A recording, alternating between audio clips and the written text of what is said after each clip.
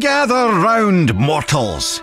For the first time, hear the tale of young Atreus' maiden trip into the perilous Norse wilds, where malice and danger abound.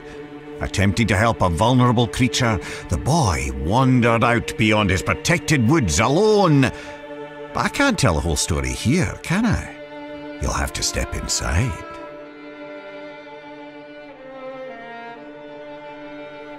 Atreus awoke to find his father missing. Not that there was anything unusual about that. Tasked with retrieving their dinner, Kratos would often take leave on day-long hunts. Why it took all day, Atreus never fully understood, but he knew better than to ask. After a quick breakfast, the boy got up and headed outside to practice his archery. He drew his bow taut, let his deep breath loose, and released an arrow. It sailed far beyond his target, becoming just another stick in the woods. The boy sighed. He'd have to find it later, likely when he wasn't looking for it. Determined to hit the target this time, he grabbed another arrow and focused hard. He held the string till his arm burned and let it fly. A bullseye! Well, almost. Maybe if you looked at it from a certain angle. You know. His mother called, and though he wasn't quite done yet, Atreus put his arrows down and went inside. Every day she would teach him, mostly language and archery. Honestly, the kid was pure dead brilliant, reading and writing on his own already. Today she gave him a lesson he was especially excited about. The creatures of the Norse wilds. Berserkers, trolls, witches, and even the undead. After answering her son's many questions, Atreus' mother sent him back out. He fired a few arrows, missing with most of them. He wasn't a bad archer, really, but he wasn't easy on himself either. Frustrated, the little bairn sulked off into the woods.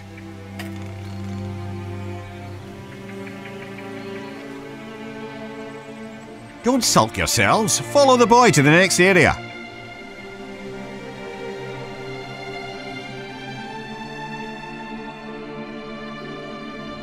Atreus climbed up and sat cradled in the branches of one of his favourite trees. On days like this, he liked to close his eyes, listen to the forest, and let his mind wander.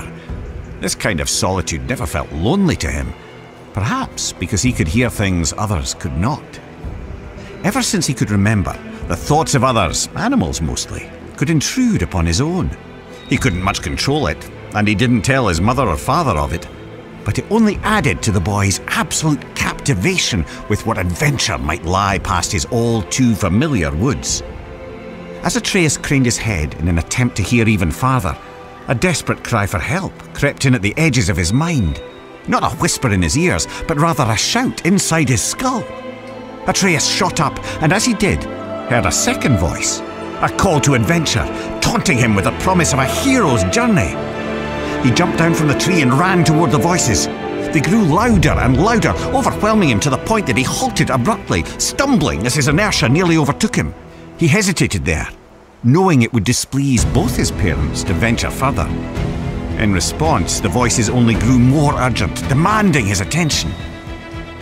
The lad could barely concentrate with this cacophony filling his head.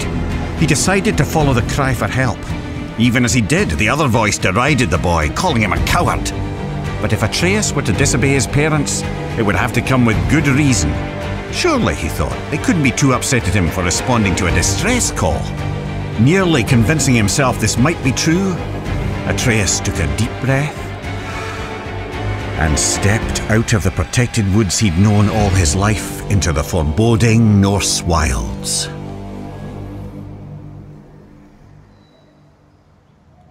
Delve deeper into the woods. Unless, of course, you're too frightened.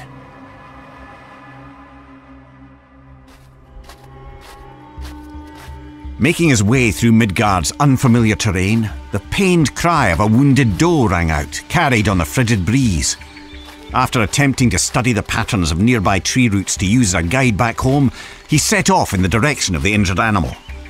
He imagined himself as the gods from his mother's stories, travelling to distant realms on the great tree Yggdrasil. He was brave Tyr, mapping the unknown for the good of all the realms.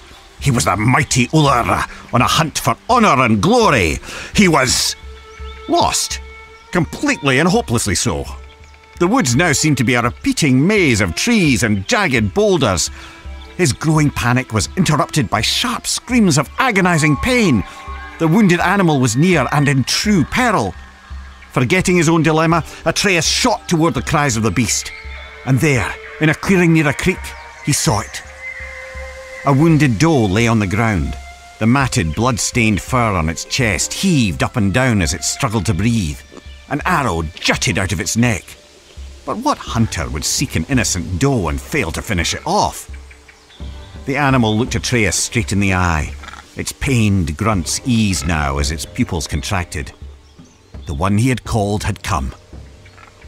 "You're safe now. I'm here," Atreus said, clumsily attempting to comfort the poor soul. "You can let go." The doe's strained breath became shallower. It took one final gulp of air in and ceased to move. Atreus laid his hands on the doe's heart and softly recited Norse death rites, inspired by his mother's teachings. The boy sighed, and his eyes drifted upward. As they did, he noticed there was far too much blood on the ground for a simple arrow wound. The red stains in the snow trailed off into the deeper brush. Atreus jumped to his feet to follow it.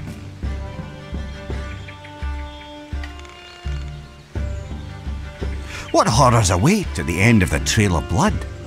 There's only one way to find out. The boy didn't have to go far to understand. The trail of blood didn't belong to the doe, but to the hunter, who now lay in pieces at Atreus' feet. The boy's stomach rolled as he took in the scene. He held his breath, attempting to let the nausea pass. And that's when he heard something else. Something hidden by the dark forest, mere steps away and still breathing. He turned to see two creatures from his mother's stories. Heaving, vile, undead monsters of pure rage. Draugr. Atreus' eyes grew wide as they met the empty sockets where the Draugr's eyes were supposed to be. The larger one roared, then it charged. The boy went for his quiver. He found an arrow, but lost his footing. Crashing to the ground, the Draugr rushed ever closer. The larger one plucked Atreus from the ground. The monster bellowed, spraying rotten teeth and flaps of decaying gums. Its half-tongue flailed blindly like the death throes of a headless snake. It was disgusting.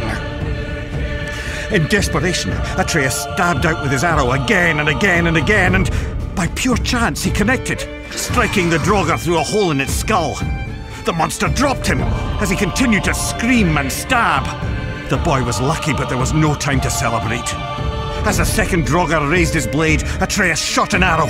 It exploded against the Draugr's sword, shattering it to pieces. Quicker than the boy could react, a shard of the blade sliced into his arm. He yelled out in torturous pain. But as the Draugr drew in for the final kill, Atreus wasn't afraid anymore. He was angry. The blinding pain turned to white-hot rage as his ears pounded. His vision glazed to pure red. As the creature bellowed with fury, so did Atreus.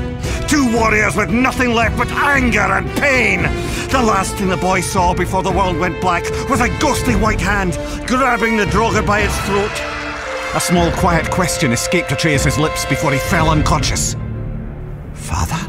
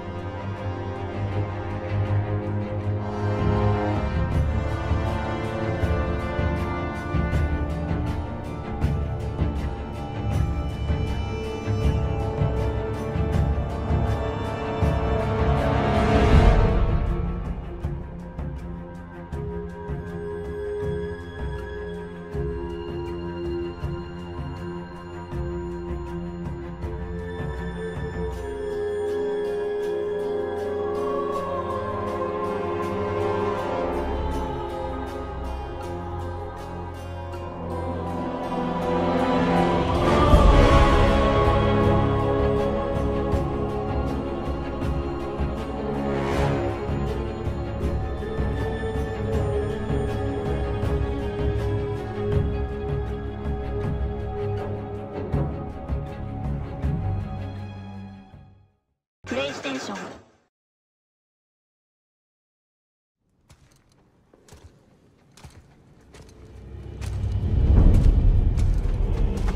Hold.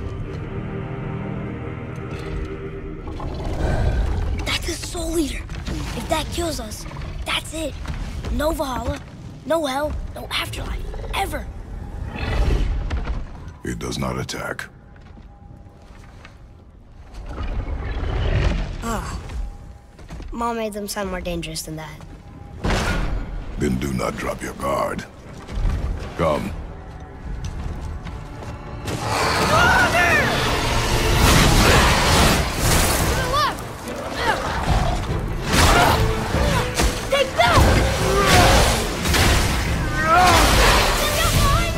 Get back! Nice! See ya! Above us!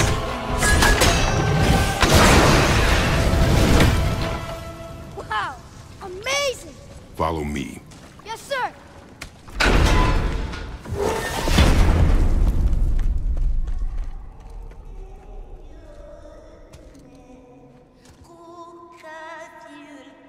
That doesn't sound like a soul eater. What do you think it is? We shall see, boy.